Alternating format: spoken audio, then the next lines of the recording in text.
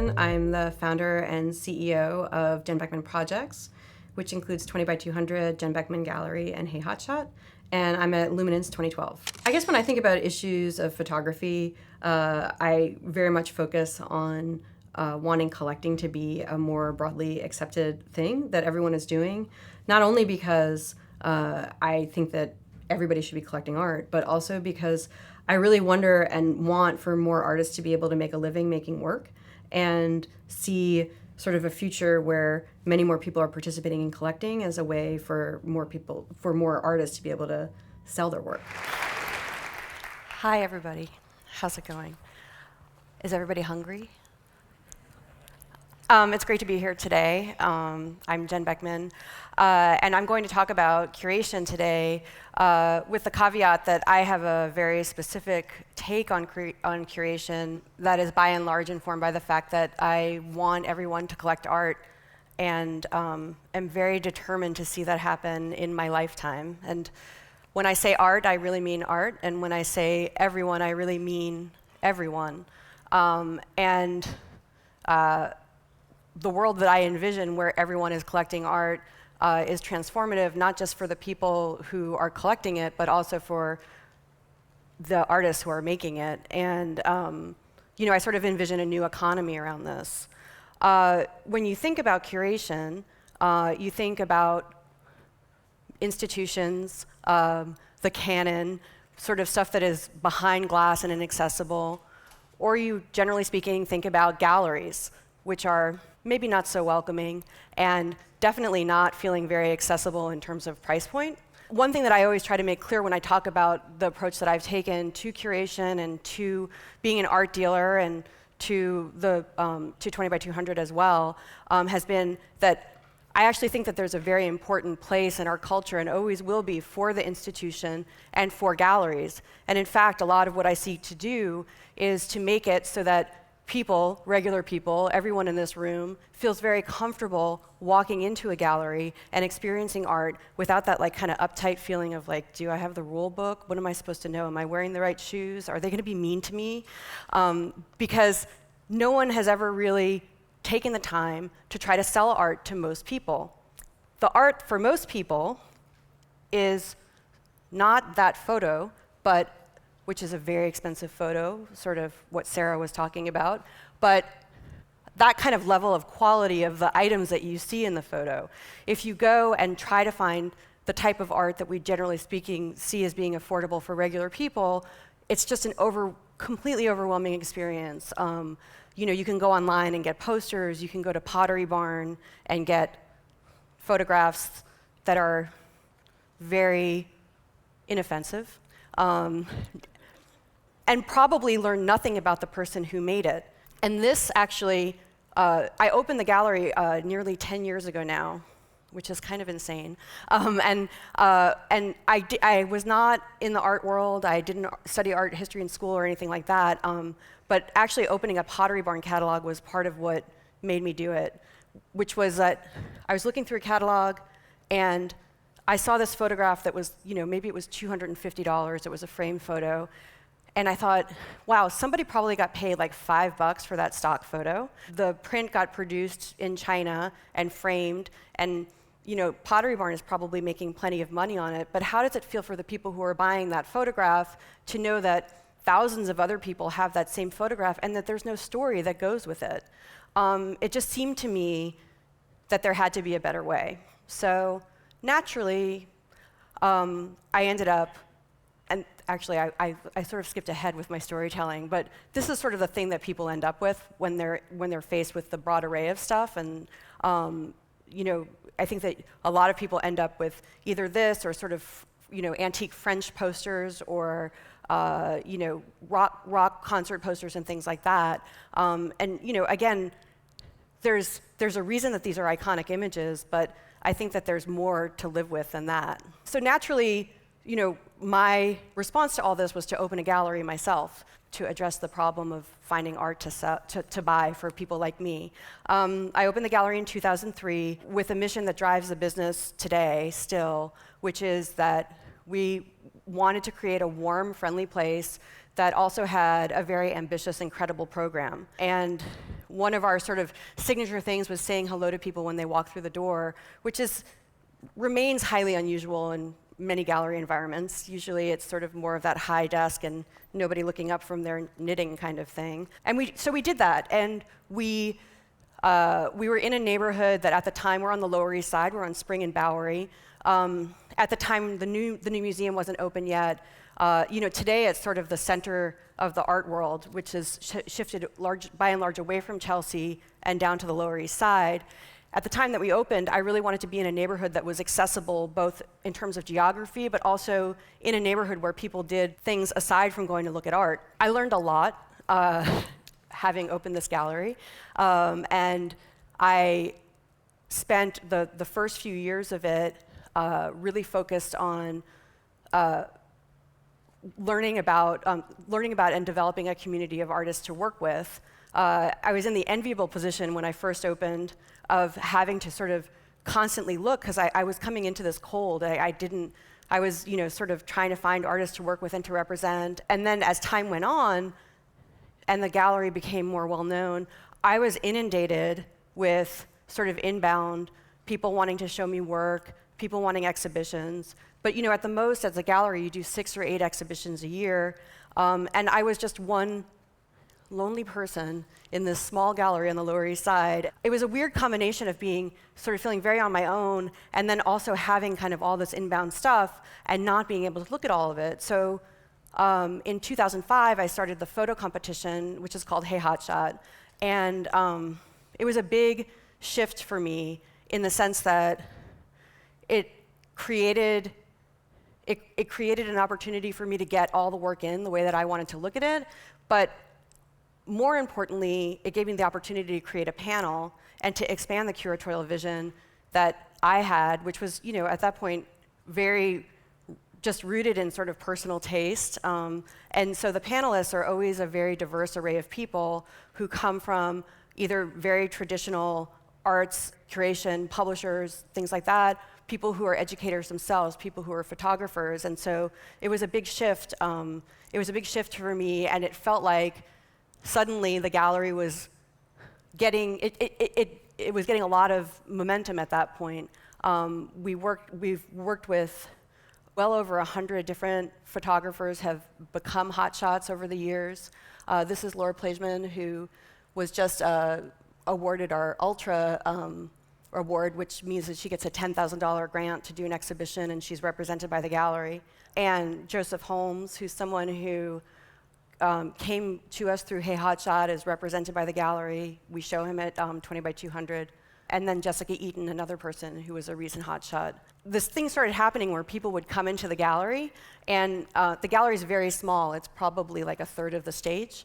And they would come up to the desk and they would ask if there was an upstairs, because they had heard about us on the internet, which is where a lot of the activity around our programming was talked about. And then with Hey Hotshot, where there was sort of this ongoing, there were entry sessions, we were featuring photographers on the blog. It just started to feel much, much bigger. It was great to feel bigger than the small place that we were, because kind of going back to what I said at the beginning, I really do want everyone to collect art, and I was a little bit stumped about how it was going to happen from my 300 square foot storefront on the Lower East Side, because it was going to be hard to reach everybody that I wanted to reach. Another issue that I was having was, for all the success that I was having and enjoying in terms of building these relationships with artists and with other colleagues who were curators or book publishers or educators, I wasn't selling a lot of art, which was a problem.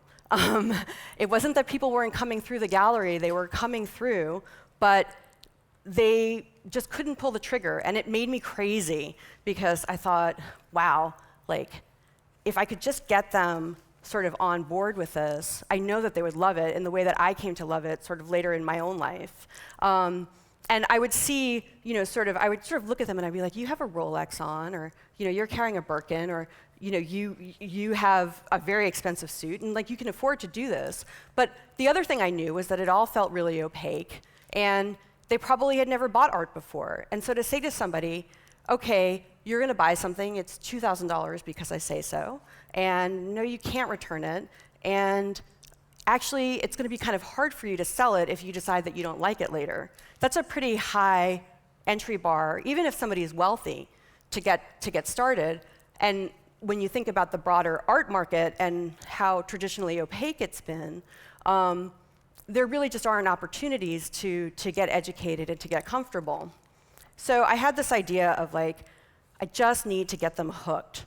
I just need to get them, on board. So the briefest and most effective explanation I've had for 20 by 200 over the years has been that I describe it as the gateway drug of the art world. Thank you. I like that people still laugh at that, but it's really true because you get them hooked. If you're a dealer, like you don't give people the bad stuff when you want to get them hooked. You give them the good stuff. So we give people the good stuff. This is a print by Cecily Brown, and it comes with a signed certificate of authenticity. It's a beautiful 11 by 14 print. I work with the same printers for 20 by 200 as we do with the gallery.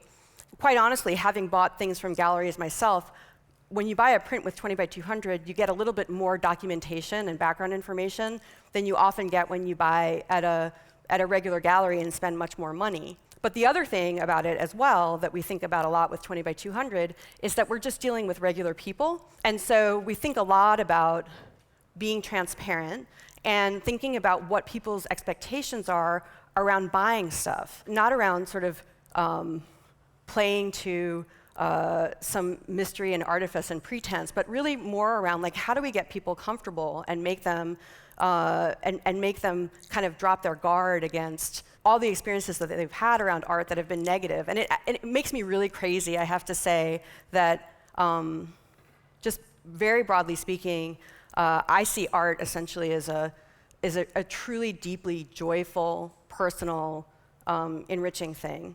Both the creation of it and the opportunity to live with it and have it as part of your life. I sort of joke around that I have the fervor of the newly converted, which is maybe hard to say 10 years in, but like I really didn't understand it until I opened the gallery.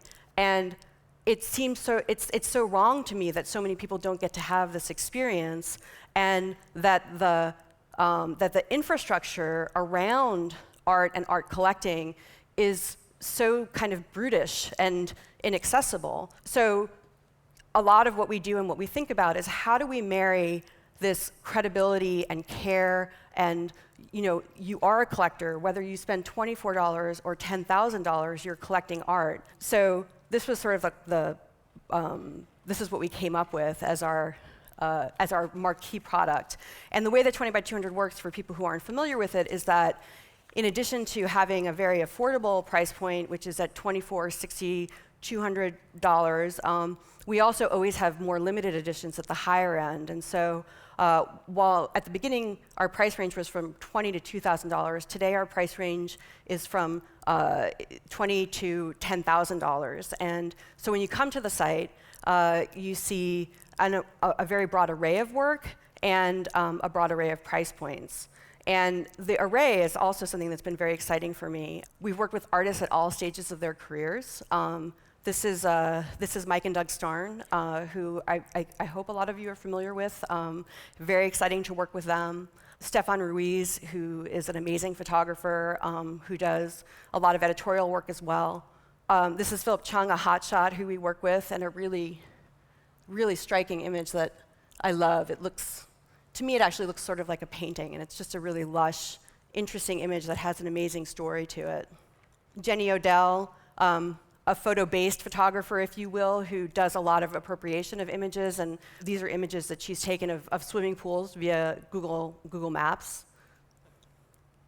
Penelope Umbrico, another really remarkable artist who we work with, who's also a panelist for Hey Hotshot.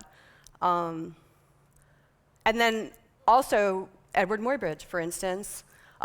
We've been recently started developing a program where we're doing limited editions of work from people whose work is in the public domain, and are building an artist fund to support the artists that we work with who are doing work where it would be more difficult to sell prints of their work, but we want to support the project. So editions with people like Muybridge, and this is something from the NASA archive.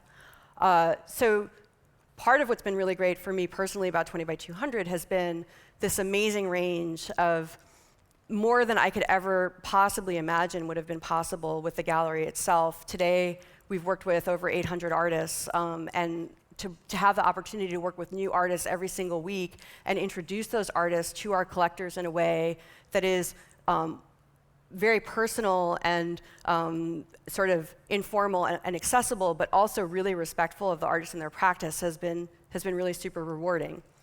So this is an artist named Christian Shez, and he's someone who's very interesting to talk about because we work with him both with the gallery and with 20 by 200. And when I first saw his work, I actually didn't show it. I didn't want to show it because I thought it was too pretty. God forbid people should like something and make it, but I had a hard time. It wasn't just that I thought like, oh, it's too pretty. I also naturally thought, and this crowd will understand this, I thought about Mizrak and I thought about Vitale, and I said, like, I can't really show this work. It doesn't really register for me. But it did register for me on an emotional level. It's a beautiful series of images, and I couldn't really stop thinking about it. And then the friend who had introduced me to his work told me that he was going to have a show at another gallery. I was like, no, he's not. He's going to show with me. But part of it too had been that in that time of thinking about it and thinking about why I thought about it more, I realized that there was a difference to his work for me from Vitale and from Mizrak, whose work is very much about the spectacle of humanity. It's this very, you're familiar with those images, right? They're these epic images that are, very impersonal. And Christian's work has, colorful beach umbrellas in common, but it's a very personal body of work that's about his perspective. So I had kind of come to the realization that his work was much less about humanity and more about the human experience, his personal connection with a place, his relationship with his family, and how the returning to this place again and again over the years really anchored him to all these experiences and emotions. So with the sort of threat of not being able to show his work, which was definitely effective, and paired with sort of making more sense out of why the work had resonated with me, we started showing him both at the gallery and via 20 by 200. He got press exposure both, this is an image that was sold through the gallery that was published in Elle Decor, and then on the other end of the range, one of his 20 by 200 editions was featured in in Domino magazine. And being able to kind of hit both ends of that and have sort of a gallery exhibition and then also have, hundreds of his $50 or $60 prints in homes all over the world without decaying the ability to sell his more expensive work ended up being exactly the balance that we seek to strike. And one of the other things that's happened as our business has evolved is that we've started doing books with people. So we're doing a book with Christian with Chronicle. It's our second book that we're doing with Chronicle. I wrote the introduction, which I was excited about. And it's coming out in the spring. So for Christian, our relationship with him has been, it's been very helpful to sort of every aspect of his career. And it's been a very gratifying relationship for us as well. So that's sort of the overview. And I guess, the thing I wanted to close with is that five years into 20 by 200, I'm very proud to say that it's working. We've shipped prints, over 800 editions, which is kind of amazing, and also a lot of newsletters that have been written, and a lot of artist statements and a lot of certificates have been signed. Artists making actual real money, and writing checks to artists is actually among my favorite things to do. And the two books that I referenced, and then on the other end of it too, artists who are exhibiting in the very upper echelons of art world cred, having been in the biennial. And I will close with the thing that we opened with in 2003 and that's still printed on the gallery door, which is live with art. It's good for you. Thank you.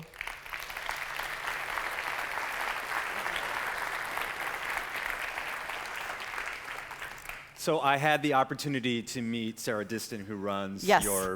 she's director of new curation people. and content. Curation and content. And that was out at the Palm Springs Photo Festival. And I think the question that came up a lot there, which I'll ask you as well, is how the heck do I become an artist for 20 by 200? What's that process like? Well, we have a curatorial team now, and we sort of are constantly dealing with a backlog of stuff. The way that we look at photography to this day remains via Hey Hotshot. It's actually the only way that we look at work, at inbound work for photography. And then, it was interesting when we first started 20 by 200. We were taking submissions of work in other media in a very informal way, and not only was there not much of it coming in, but it was a very disorganized process, both in terms of how it was coming in and when we could look at it and all of that stuff. And we also quickly sort of became overwhelmed. So now on the non-photo side, it's sort of a very organic process of people referring friends in and us discovering stuff at art fairs or museums. I always like to talk about how I saw, there's a painter named Sarah McKenzie who we work with, and I saw her in a museum show at the Walker. And I said, I want to work with her. I want to do an edition. And I tracked her down, And so I guess that's, for photography, very specifically, Hey Hotshot. And then and I think this is a good networking tip in general. If you know someone who knows us, and has a good relationship with us, like a good introduction, which has helped me as an entrepreneur as well. Right. Sort of figuring out a good way to connect. A lot of cases, when we were looking at the Gursky, for example, I think the average person, and not necessarily average photographer, but the average person might say, "What am I not getting about this?" And about this as being an piece of art that sells for $4 million. And I think the same could be said for any sort of art photography. What do you think the average person or even the average photographer who says, oh, I could have shot that, is sort of missing about what photos get curated for 20 by 200? I think that for us, in terms of how we curate, we really look for people who are telling a story and expressing a point of view. And in many ways, in sort of like a very abstract way of thinking, the photograph is an artifact of the thinking, and they're pursuing either a narrative or a concept and doing it with a kind of rigor and discipline that we feel is well thought out, and both in terms of their own internal process and what they're trying to express, but also in terms of understanding how it contextualizes itself in the broader art world. What work has been done before that's similar? How is their work an homage or an advancement on those other concepts? I think the thing that we really look for is a sort of rigor and thoughtfulness around the practice of making art, and careful thinking about what it is that you're looking to express.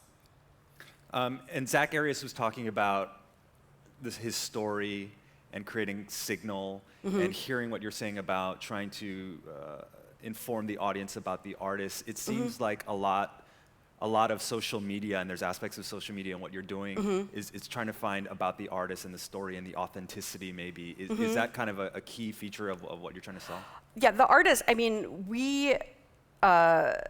we always, every time we release an edition, it's with a newsletter that's written by someone within the company, and we talk a lot about the artist and their practice and the body of work, in large part because I feel like artists are broadly misunderstood and undervalued in our culture, and a lot of what we're trying to do is elevate their practice and also demystify it a little bit, because I think that one of the things that keeps a lot of people from engaging in art and collecting is that they feel like there's some book that they've never found or they haven't heard of, that they're going to get all the information they need to understand art.